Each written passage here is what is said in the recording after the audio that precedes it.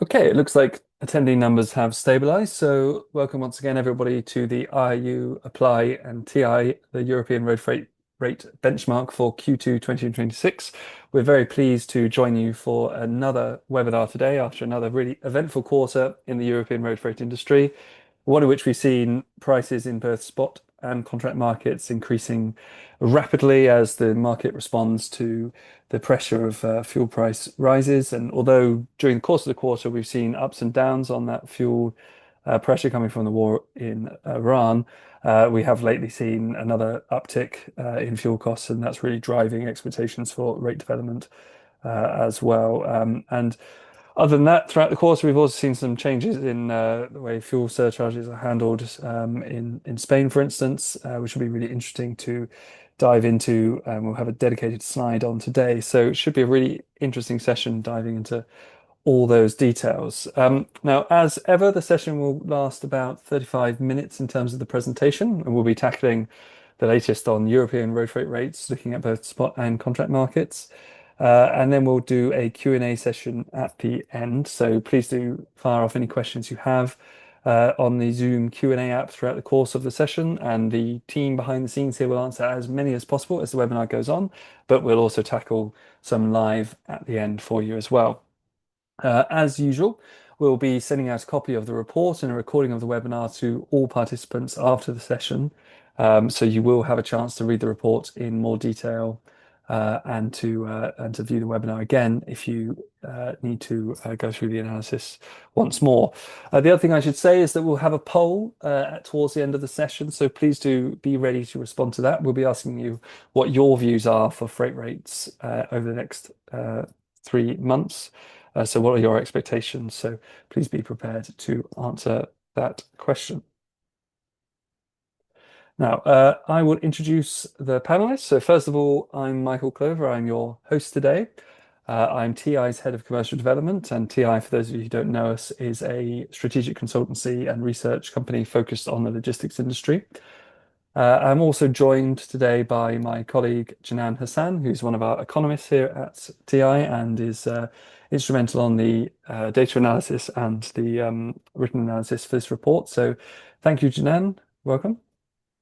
Thank you, Michael. Hi, everyone. And I'm also joined by Romain Mouton from IU.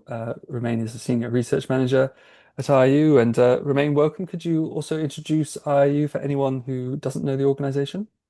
Yeah, good afternoon, Michael. Good afternoon, everyone. If you are unfamiliar with us, the IRU is an international organization of road transport. We are based in Geneva, and our mission is to give voice to transport operators and to support them in becoming more sustainable, more efficient, and safer on the road. And looking forward for this webinar, Michael. Thanks, Romain. Before I introduce our last panelist, I will just read our disclaimer here. So we remind you that all discussions and statements made by participants on commercially or strategically sensitive information may fall within the scope of competition law and be considered as unlawful. We invite you to refrain from sharing any information of such nature or entering into any such discussion, including during breaks. All right, and the last panelist today is Thomas Snariu, the CEO of Apply. Welcome, Thomas, as usual. And could I ask you please to introduce Apply for anyone who doesn't know you? Yeah, thank you, Michael, and welcome, and hello, everybody. So for those who are familiar with this webinar, you already know Apply. For the new one, let's say, Apply is a European company that dedicated to supply chain and to transport management more specifically. We are neutral between shippers and carriers, collecting data, providing softwares, tools. And today, the things that we will use is the data that we are collecting by connecting all the shippers and carriers in Europe and in the world. Thank you, Thomas. Okay, and now we'll move on to our methodology slide because we always have a lot of questions on methodology. So it'd be great, Thomas, if you could just give us a quick overview of the data we're going to be seeing today from Apply. Yeah, thank you. So this is an important slide because this is the baseline of the data that you will see later on regarding freight rates. This is really the core data that we have at Apply. So what we do in my company is to collect data directly from shippers and from carriers We have also a marketplace where they can work together, negotiate contract, negotiate spots, and this is really the data that we have. And this is important to understand that this is what we call transactional data, meaning that this is a real shipment from point A to B that happened with all the characteristics of the shipments, the weight, the distance, the type of merchandise, if we need a second driver or not, everything. We collect that and then we run different analytics. One is the benchmark that we will see here, and indexes and other information. Today, we will focus on one thing, which is FTL, full truckload for general cargo, and we will have a look at the spots and contractual prices. The fuel will be included in all the slides that you will see regarding freight rates, and we have other slides that will be presented by Romain where we directly see the fuel moving. But all the slides with the transport rates will include the fuel. Of course, at Upply, we have many more data for LTL and less than truckload, reefer transportation, chemicals, many different things. But here for this webinar, we decided to stay with the global framework of FTL general cargo. Brilliant. Thanks very much for that summary, Thomas. Okay, so we'll now dive into our content sections really to give you as much insight as we possibly can on what's been going on in road freight rates over the last quarter, and hopefully some outlook as well to shape your decisions for the rest of the year as well. But here's the overall index chart for both spot and contract growth in Q2 2026. Obviously, the clear read is that both have risen sharply. But Janan, if you could take us through what's been driving that and the magnitude of the increase, that would be great. Of course. Thank you, Michael. So, as you mentioned, both contract and spot rates have jumped this quarter. Contract climbed almost 8 points to 148 points, and spot jumped even higher, nearly 15 points to 146.8. The story behind the jump is definitely costs, and especially fuel. Diesel spiked past 2.19 euro a litre in April, and that's tied to the Strait of Hormuz closure, which affects roughly a fifth of the world's oil flows. Operators simply couldn't absorb that, so it's passed straight through to rates. And you can see that as well in the CNR operating cost index too, which jumped from 166 to 182 in just 2 months. The latest price at the pump for Europe was 2 euros, down from the high in April. On demand, it's a split picture. Manufacturing is holding up well. 5 straight months of PMI expansion in the euro area, and that has been the best run since 2022. Consumers, on the other hand, are pulling back. Pessimism's climbed to 56% across Europe, so non-essential demand stays soft. Another unlikely factor weighing on demand this quarter is heat waves. Last year's heat waves already cost Europe around 0.3% of economic output, and that could build to 0.8% by 2029. And once you factor in lost productivity, supply chain disruption, and a hit to tourism revenue, heat waves are becoming a genuine leading indicator now for road freight, and that likely means softer summer demand over time. Okay, thanks, Janan. Yeah, so interesting times for demand over the summer. But we have seen obviously a bit of data on that, but Romain's going to take us through a bit more on volume development and macro drivers. So over to you, Romain. Yes, thank you, Michael. And let me start what we observed during Q2 and with the tonnage of goods exchange and road trade between major European economies fell 1.6% year on year in Q2, mostly due to the corridors between Germany in France and Spain in France, while the Germany-Poland corridor, on the contrary, increased by 1.5%. Retail trade volumes in construction went up in Q2, extra EU trade rebounding in growth territory as well, while industrial production lost momentum. However, and this matters, lower tonnage doesn't automatically mean lower freight volumes. Road freight volumes are given in ton kilometers, so longer truck journeys partially compensate. So the story is more nuanced than the headline decline suggests. Looking at the outlook, 2025 was a growth year, and 2026 could continue the trend, but is still facing headwinds. Energy prices and inflation are the two critical drivers for road transport, and both point toward softer than previously forecasted volumes. And what you see on the screen is 2026 IRU forecast, and it suggests a 1% growth in 2026 compared to 2025, assuming that the Brent averages this year $95 per barrel, and that the EU GDP growth reached 0.5%. And that is a loss of 0.3% compared to our last forecast at the last webinar. Consumers and Israel consumption's combination is still rising, which support freight volume growth, but our forecast depends on how long the current pressures persist, including not only fuel prices and inflation, but also fuel availability. Inflation itself is tightening. Eurostat shows that the EU inflation rose from 2.1% in February to 2.9% in June. And for the Eurozone, it rose from 1.9% in February and 2.9% this time in July. However, recent EU trade agreement could bring some relief for carriers. The EU-Mercosur agreement has been provisionally applied since the 1st of May 2026, while the EU expect to finalize trade deals with India and Australia before the end of the year, and all pointing to higher trade volumes over the medium term. So we are still at an interesting moment, Michael, where opposite forces apply on volume development, and we still don't know for sure which one will prevail. Yes, so a relatively softer demand environment, but still, though, Yes. demand underpinning some of those increases in freight rates where we have costs increasing and demand holding up to some extent, creating a difficult environment for costs and rates there. So we'll look at the demand side, but obviously we need to move on to also look at what's going on that cost side as well. We've got some great data coming up. First of all, on diesel prices, of course, that show the trend since the real peak of the crisis and then the sort of turn back towards higher prices again we've seen in the last couple of months. So what's been driving that, Romain?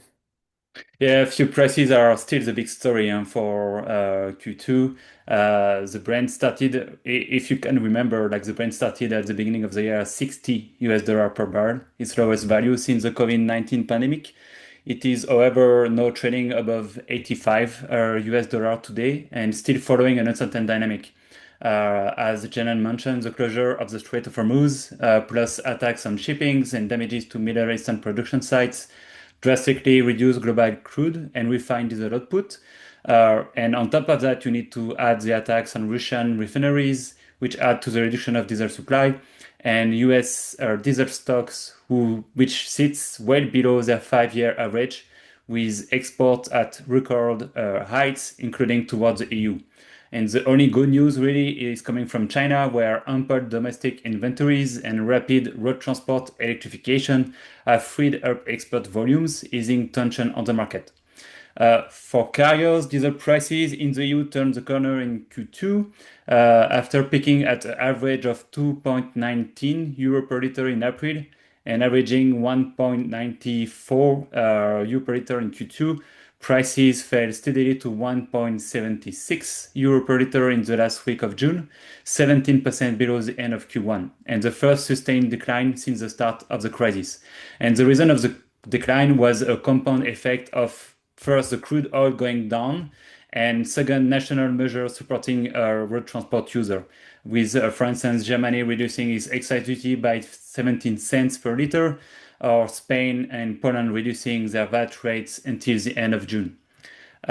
Looking into Q3, prices are expected to increase again as national measures are exhausted and tension reigniting in Iran. The Brent passed from $72 a barrel the 1st of July to 100 end of July before going down again. And as a result, diesel is seated above 2 euro per liter on average since the 22nd of July. Question also arise about diesel and AdBlue availability. Waterborne oil and commercial stock buffer the production reduction. in the expectation that the strait will reopen this summer. It did briefly in mid-June before the arrangement broke down between the US and Iran. And we are now in a situation where crude is still expensive, national measures are mostly exhausted, and commercial stocks are heavily depleted. Strategic reserves remain, but they are mostly crude rather than refined products and more difficult to extract than commercial stock. And there is no question of diesel shortage for now in the EU, but if the supply crisis is still on for the coming months, question will arise on how to cover trucks' energy need in 2027. I will end, Michael, on HVO prices. They eased in Q2 across most EU countries, notably in Denmark and Germany, but they still remain quite elevated, especially compared to 2025. With the rollout of the RED III regulation, HVO trends broadly the same as diesel, following the same dynamics. So if diesel go up, HVO go up. If it goes down, both go down. Mm. Yeah, thanks, Romain. And there's much more detail on different fuel cost elements in the report as well, if you want to Indeed. dig into that. Our next slide's on toll developments, obviously for an underlying cost for operators. And what's the latest on tolls? Yeah, on tolling, the latest news are linked to the Eurovignette deployment. Bulgaria added in June a CO2 component to its per kilometer rate. And in July, the Netherlands and Flanders in Belgium followed. In Belgium, again, Wallonia and Brussels rates also were amended, leading to toll fee increases. For the Netherlands, what we were seeing at the last webinar, and which is now confirmed, authorities put a temporary reduction of the new toll by 22.3% from September to December 2026 as a supportive measure for transport operators in link to the energy crisis.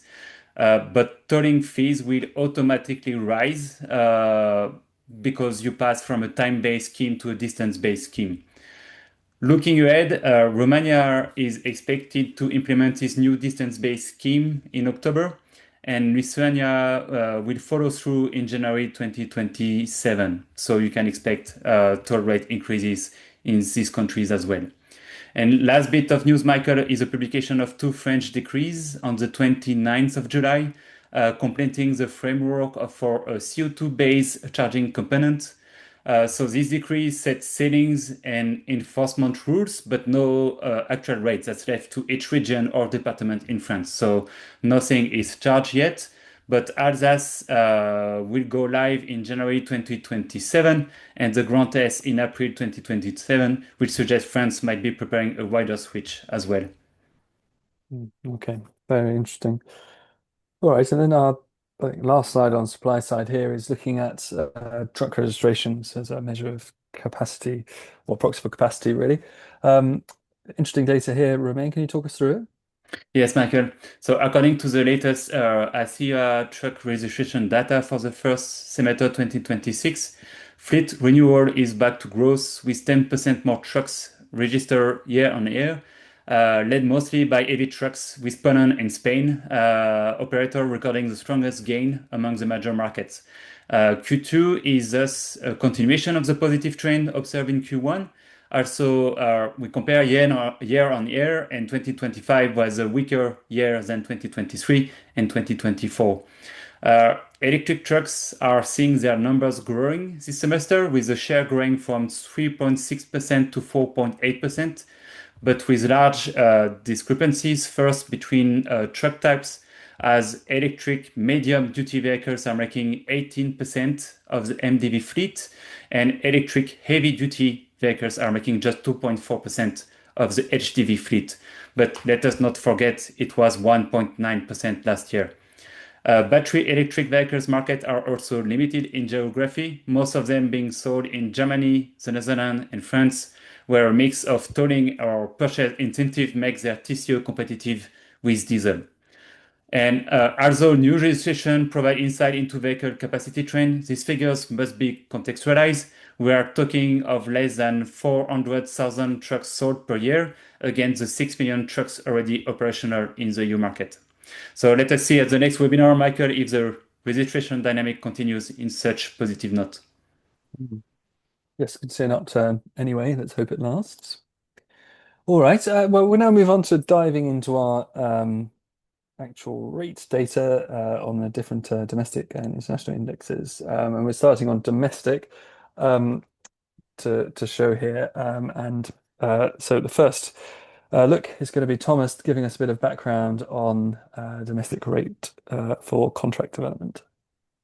Go ahead, Thomas. Yes, thank you, Michael. What we see here in this graph, so first, let me just put a reading note, let's say. This graph here is, and to answer some questions, so FTL data, full truckload data for general cargo. And how we built this domestic index is by using, let's take the France, for instance, the first one on the legend here. All the biggest cities, the logistic cities of France, and build a matrix of all these biggest cities and construct and build an index of all these shipments. This index is 100 based in beginning of 2017. So this is why all the curves, the lines here are starting at the exactly same point at 100.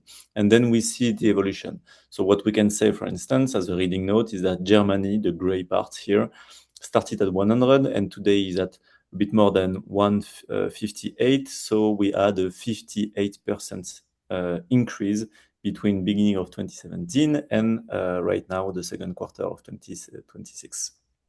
So this is how we need to read this graph. It doesn't mean that one is above the other. It means that there is a higher increase in percentage. So this is the first point. Now, what we see. Clearly, we see some countries, and especially Germany, France, and Spain, where we have a strong increase of freight rates over the past, transport rates over the past quarter. We have something a bit odd in Italy, to be honest. We are looking at it exactly. We have some macroeconomic insights that I will give to you that are in the reports, but that doesn't explain everything. So just need cautious on this specific point here, Italy, regarding the data that has been collected. On the other points, Germany, and we'll talk about it just after also.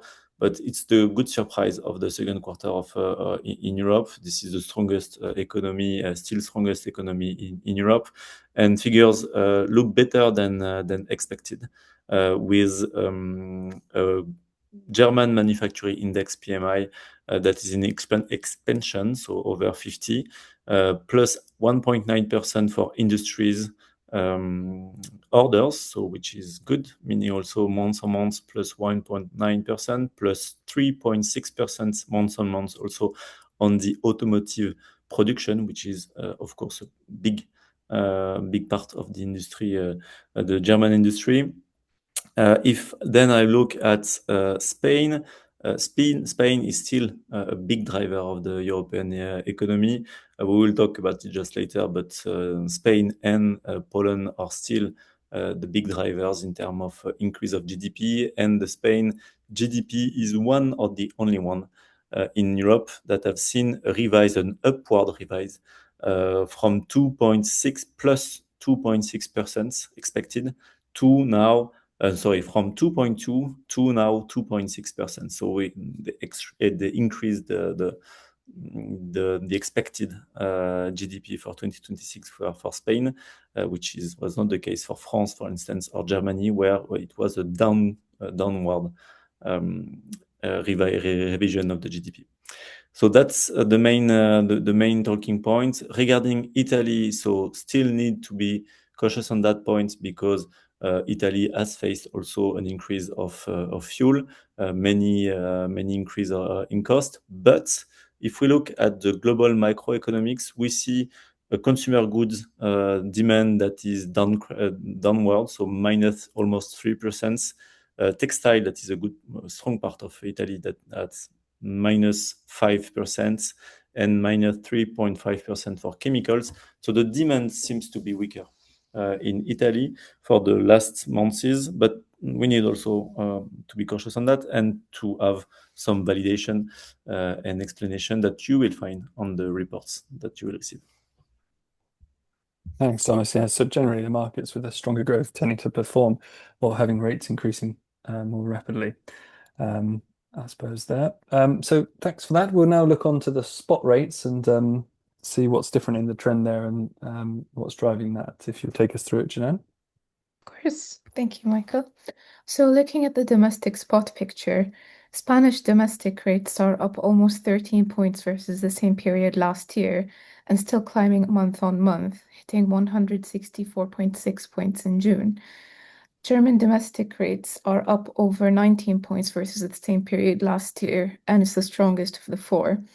Notably, 10 points of that gain came in just the last quarter. French domestic rates are up 17 points versus last year, sitting at 150 points. And Italian domestic rates are up under 3 points versus last year, the softest performer of the group, as Thomas mentioned, and has actually ticked down slightly month on month. Rates have been climbing in Spain pre-war because Spain has been outperforming the wider European economy in general. However, it was recently a target of Trump's retaliatory tariffs, as the Trump administration recently ordered a halt to trade with Spain over defense spending disputes and tensions tied to the Middle East war. And that's actually the second time this has happened this year. The first threat in March didn't end up disrupting trade, so there's real uncertainty here. If it does take this time, lawyers are pointing to the International Emergency Economic Powers Act as a legal route for a full embargo, and that would weigh on demand and put downward pressure on rates in future if that happens. Diesel is still up over 20% year on year in Spain, and that's worth noting. In France as well, diesel posted an 18% quarter on quarter jump, which has pushed domestic rates up sharply. But there's also a genuine demand angle, as data from INSEE shows computer and IT wholesale turnover up 19% year on year. And computer companies like LDLC, the French online electronics and computers hardware retailer, posting a real turnaround in revenue, with full year sales for 25-26 up 3.7%. So it's not just fuel pushing French rates up, it's also industrial and tech-driven freight forward demand playing a role as well. Thanks, Janan. Yes, so similar sort of trend there really for spot rates, but slightly less pronounced decline for Italy, I suppose.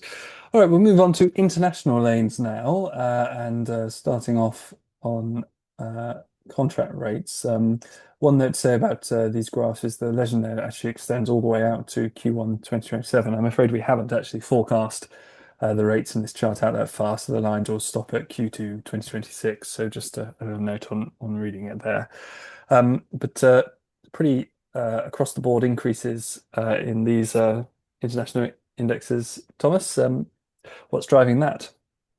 Yeah, thank you, Michael. So indeed, the scale is wrong, but the data is good. So this is the most important, and this is corrected already on the report that you will receive just after. But the main idea is almost the same if we look at all the major countries here and the corridor that we selected. I will use also that one to answer to some points. Yes, indeed, we have data for many other countries. You have seen the heat map and the European map of all the data that are able over Europe. We decided to select only some point-to-point and some origin destination to have a webinar that fits in 45 minutes. But feel free to contact us, me directly, or someone from Upply if you want to have additional data. Here, I will not paraphrase directly what Jenan just said or myself. I will try to have an outlook, a view of what might happen and give you some insight, because what we see here is clearly regarding international contract rates, a big increase. So contract rates, you all know how they are built. They are negotiated at a specific point in time, and then they have some indexes, inflation indexes. The fuel is, of course, one of the major one, and we will talk also what happened in Spain just in the next slides. But there is also the tolls. Romain talked about it, and this increase, and we have seen some increase, major increase, and we'll see major increase and additional costs. And clearly here we have a conjunction of fuel that increased sharply, very high, plus additional costs, inflation that is almost at 3%, as Romain was just saying it. So it's just explaining this strong increase, and also the fact that the demand that was expecting to be quite weaker is still quite good in Q2 2026. Let's see what happened by the end of the year, because clearly with the fuel that is still at almost $90 per barrel today, this will have an impact on the global demand, the global production of industrial production of Europe. And to give you some insights, so if we look, for instance, at France, we talked just before about Germany. Now let's talk about France and maybe a bit of Spain and Poland. France, the GDP is expected to grow by 0.7% in this year. This is a bit more than last year, and next year is still projected just below 1%, but still a bit higher. Germany, so it's better than expected. We were just saying that before, and we still have big countries. We talk about Spain, but Poland also is still at a very high GDP increase, which is quite good for the European demand, and so the European consumption directly, and also the need for transportation. Yes, Poland's another brighter story in Europe at the moment for growth. So good one to highlight. Now we'll move to spot rates on the international side again. And Janan, can you talk us through what's driving that increase? Of course. So we've seen strong increases on a quarterly basis, starting with the Warsaw to Duisburg route that closed Q2 at 170.4 index points, and that's up 11 points quarter on quarter. Rates on Duisburg to Liège are up 20 points, and rates on both Duisburg to Prague and Antwerp to Duisburg are up almost 14 points versus last quarter. While most of these increases are cost-driven, there were some bright spots in business drivers of demand. For example, Czech PMI hit 53.9 in June, and that's the strongest reading since 2022, keeping in mind that readings above 50 mean expansion in the manufacturing economy. Card production was up nearly 5% year on year, and Skoda just posted its best ever first quarter profit, 660 million euros, making it Europe's second best-selling car brand in the process. And then there's Germany. Diesel is still elevated there too, but the more interesting story is exports, as they rose unexpectedly in May, driven mainly by a jump in shipments to the US and the trade surplus that widened to 19 billion euros. More goods leaving Germany means more freight moving through Duisburg, and you can see that directly in Duisburg to Liège and Antwerp to Duisburg lanes, as both rates are up sharply by 20 points and by 14 points versus last quarter. However, the economic outlooks for both the Czech Republic and Germany are cautious. The European Commission sees Czech growth easing to 1.8% this year, down from previously projected 2.6%. And the Bundesbank German forecast is even more cautious, at just 0.5% growth, as the Middle East tensions and energy costs for Germany weigh on the recovery for the economy. Thanks, Janan. All right, now we're going to move on to our dedicated spotlight slide here on the new surcharge regulation in Spain. And Thomas is going to walk us through what this means and the implications for operators. Yes, thank you very much. So we wanted to talk about these specific points because this is something, I mean, this is a discussion that we had with shippers and carriers over the past weeks quite often. There is this big change in regulation in Spain. I will try to go through that, and Romain, if you want to add something, please feel free to go ahead. The main idea is that there is a royal decree that will be effective, that is effective since the 1st of July 2026, and that changes the rules of applying the fuel surcharge over the contracts.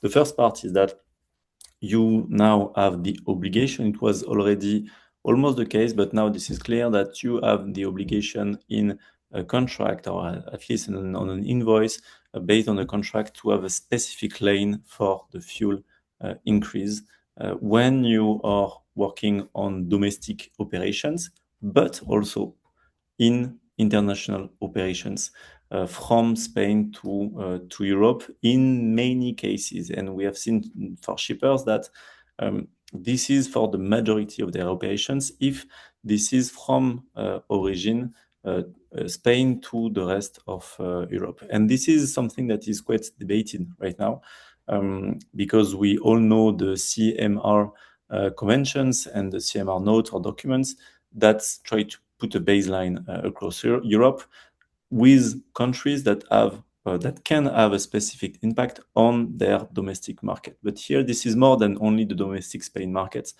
going a bit more to the international level.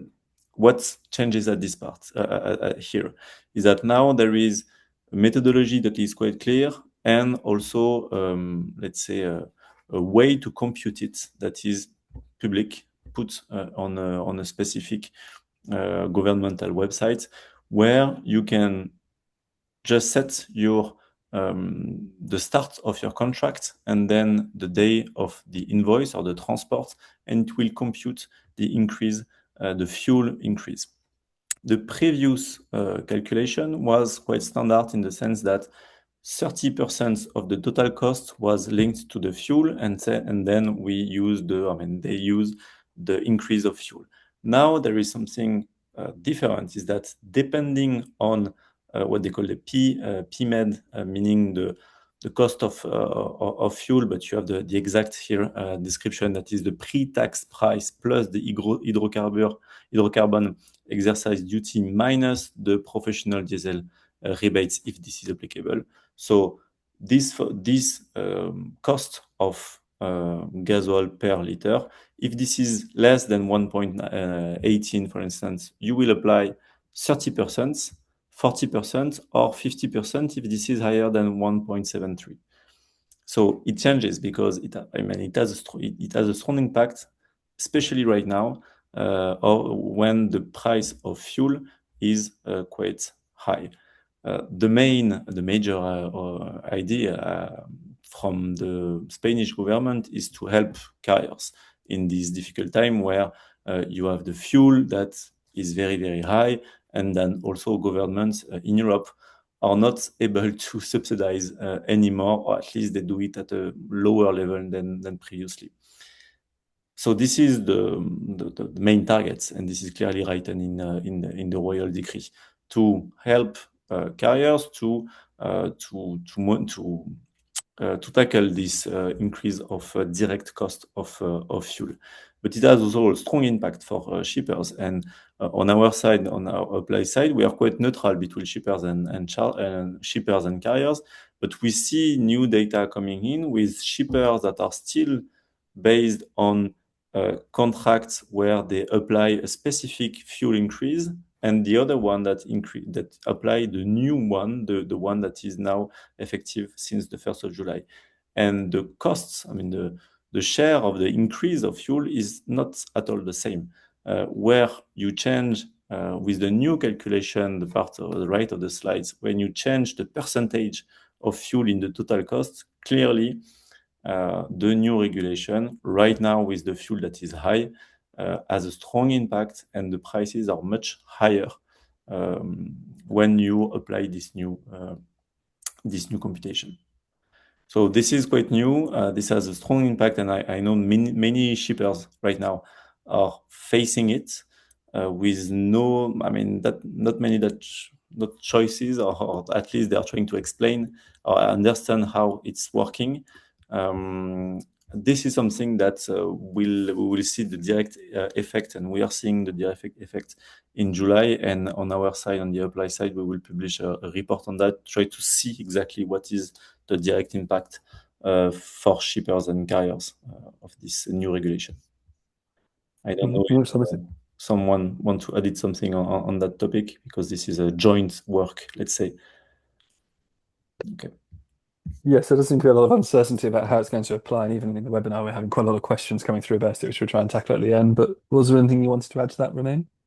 Yeah, just on the domestic international. So the way the decree is written is focusing on domestic mostly and opening the door for interpretation for international operations. So then it's a decision between parties on operational international lane if you apply this mechanism, this annexation mechanism or not. Okay.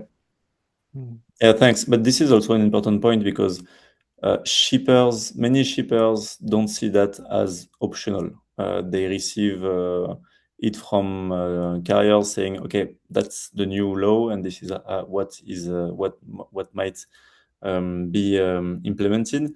And I mean, it's normal. This is the beginning of the regulation, 1 month only. So then there will have some courts, I guess, judgments that will say, okay, is it happening in this case or not this case, and else. Mm. All right, thank you. Well, we'll move on now to our poll to ask you your views on pricing development over the next quarter. So I've just launched the poll now, and please do give your views as to what you expect to happen to rates in the coming quarter. While you're bringing that through, I'll just bring up the index from the last session, and obviously we can see that led to quite a high increase in expectations once again. I can say that last time around it was an 11.4 point increase in the sentiment index, which brought us to a record of 28.3 index points on the index. So that is, as you can clearly see, the record score we've ever had in terms of rate expectations, and largely I think driven by expectations of fuel increases, really. But what was also interesting about that last time around is that it wasn't just that most people thought there was going to be an increase, but the reason we had such a high score was that so many people answered that they would increase significantly or substantially, which really brought the score up. So there was a widespread view, understandably, given that that was in May, that there was going to be a really significant increase. Now, looks like we've had most of our responses in now, so I will share the poll results with you now. And as you can see, similar story. Very much a tendency towards the increase side of things, although I think down to increasing slightly as the prevailing view there. Thomas, do you have a quick take on that and the expectations for freight rates in the next quarter? Yes, I mean, very, very quick take indeed. First, the poll was quite right for the past quarter. I mean, for the expectation for the current one, with the fuel for sure, that is very high. When we look at the trend that you have on your slide here, this is almost the one that we see on the rates that we have seen at the beginning of the webinar. This is quite interesting to see that people didn't answer massively that it will increase substantially, meaning that they are expecting to have a kind of release in terms of fuel, or at least things to be more stable, or at least to reduce a bit and to have a fuel that is maybe lower than €2 per liter. But then, yeah, I think once again we are all right in the sense that this will continue to increase, and hopefully not at the same level than the previous quarter. Yes, indeed. All right. Well, thanks very much, everybody, for sharing your views. That now takes us to the Q&A part of our presentation today, which we have a lot of questions. So we've got a fair few to tackle. I think perhaps we could start just by, again, we've had a fair number of questions about things like, are you covering cold chain? Is this covering FTO and LTL? Why did you pick these different kinds of lanes? So I don't know if, Thomas, you could try and tackle a few of those to start with, and then we'll get on some of the trend-based questions, just so everyone's on the same page with what we're covering here, and obviously what Apply covers in Yes, detail. yes, indeed, because we had a lot of questions. So I tried to tackle it indirectly in the chat. So to be clear, all the data that you have seen, the data that you will see on the reports are FTL, full truckload data, spot and contract. All the graphs. So if there is not a specific note saying that this is FTL, please keep in mind that this is FTL, general cargo for Totliner. So no box trailer, totliner with a curtain, side curtain. This is what we are using here. We have additional data. We cover a bit more than 100 billion data, transaction data across Europe. So we have a lot of other data and other countries, but that you will need to talk to us directly to have access to this data. So this is for the answering to almost maybe 10% of the questions that we had. Yeah, and I might add to that, I had a couple of questions on why we chose the lanes we did, especially with the international lanes, but they were just chosen as examples of higher volume flows, really Yeah. to pick out some lanes. We have to highlight some specific lanes in the report, so that's why we chose those really. And we Um, try to change that also, meaning that on each report, sometimes we add new one, we get rid of the others.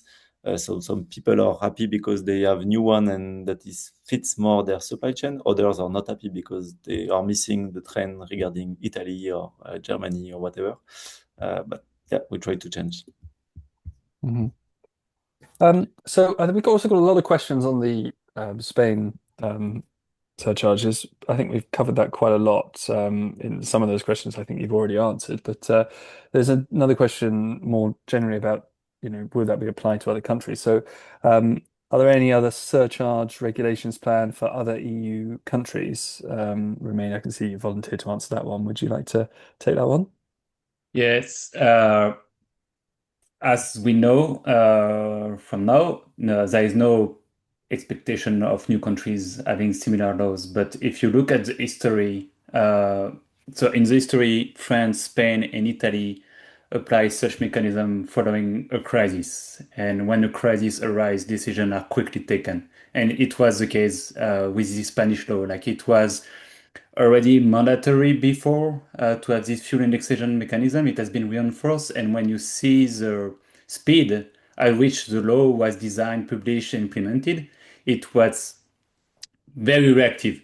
So it's difficult to say that such similar system won't be implemented in the future. It will depend on the fuel price dynamic. If we see that fuel price at the pump is going super high, super fast, and that transport operators are not able to transfer the cost to shippers, then they might put pressure on the local government to implement such system to protect their cash flow.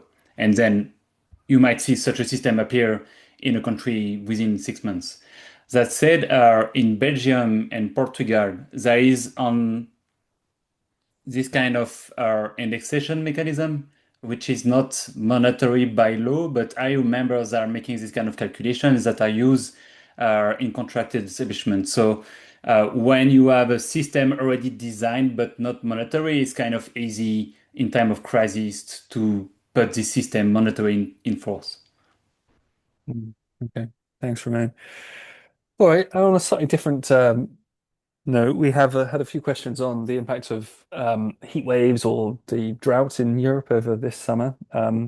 So I think perhaps Janan, if you'd like to give a view on what the impact on growth has been of the heat waves, and then perhaps Thomas, we can come to you about modal shift, perhaps from river barges um, onto road.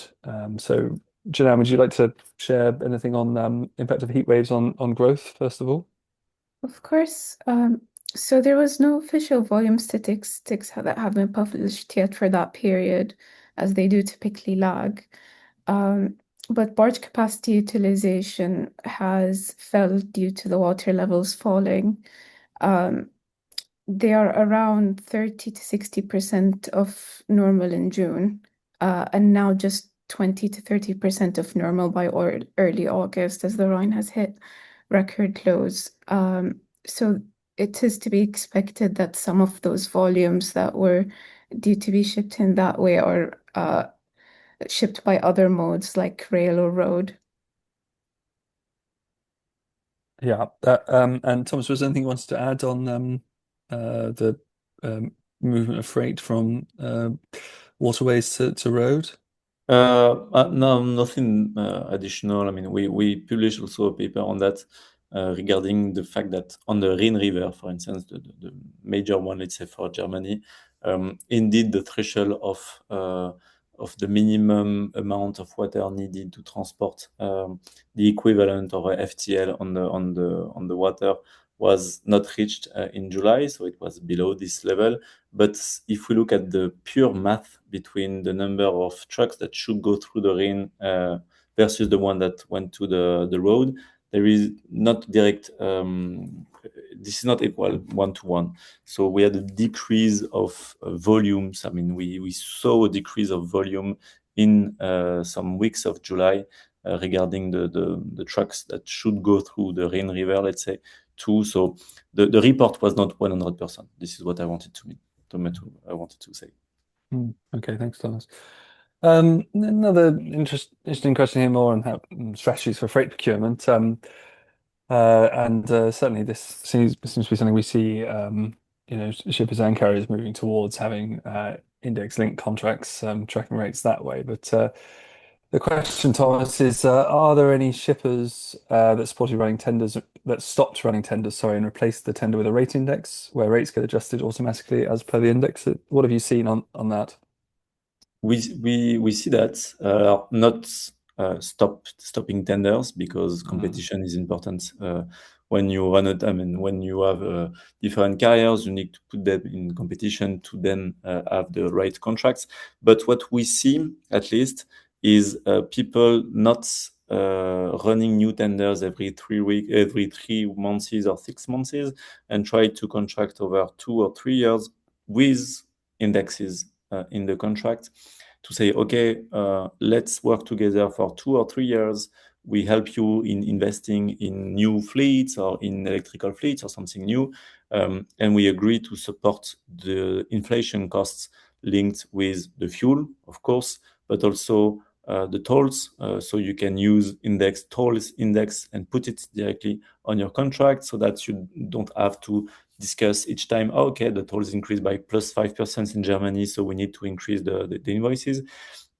This is something that is quite fair, let's say, between carriers and shippers, where they agree on an index that is auditable, that is public, you use it, and that's it.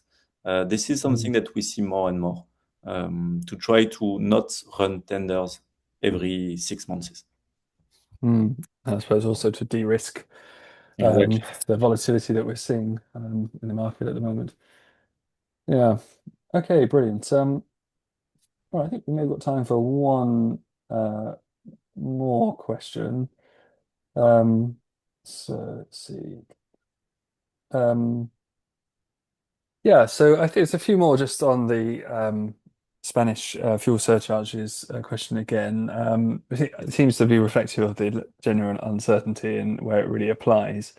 But this is an interesting one, asking if there's any application of that for battery electric vehicles, or is it just on diesel trucks or fuel trucks? My understanding is it's a fuel surcharge change, but Thomas, remain, do you have any view on that, whether it could be applied to electric vehicles? Yeah, the way it is written is mostly for diesel as of today. But the way the decree is written is very generic. So let's see what. I don't have a clear answer, but if they go to court and a judge decide, then we will know for sure. Yes, tricky. That's Yeah, true. but this is clearly today the electrical trucks are very few in terms of percentage if we're looking at the global market. But this is something that will happen in the next months or years. I know that on our side, we have built an index for the cost of electricity, let's say, or the cost of recharging a truck with electricity. But today, this is much less volatile or low volatile than the fuel. And not used for now by many carriers or shippers because this is still some percentage of the And global fleets, but the increase is quite strong. I mean, we have talked about it in the past webinar. The new immatriculation, the new trucks with electricity, I mean, 100% electric trucks that are arriving I mean, this is quite interesting and quite positive for the future. And maybe to conclude on the topic, when you look at Spain, the Spanish market, the number of battery electric vehicles is very low as of today. But if you look at France, where the number is much higher, the Comité National Routier, the CNR, is working on a battery electric truck cost index. So it's definitely on the pipeline for the future, and on the cost of electricity, then question arise between the mix between depot charging and public charging, because the price is very different between the two. And how do you conciliate based on the operation you are doing? What is the right ratio between the two? So interesting discussion in the future for sure. Mm, yeah. All right. Well, thank you, Romain, Thomas, and Janan for your views today. It's really interesting to get your take on so much going on in the road freight market in Europe. So, obviously, lots more questions we didn't have time to answer. So please do reach out to us if you want to carry on the conversation. You can see contact details on screen now. And all that remains for me, sorry, is to thank you all for joining us and to thank again our panelists for joining us too. So thank you, and we'll see you next time. Bye bye. Thank you. Thank you. Thank you.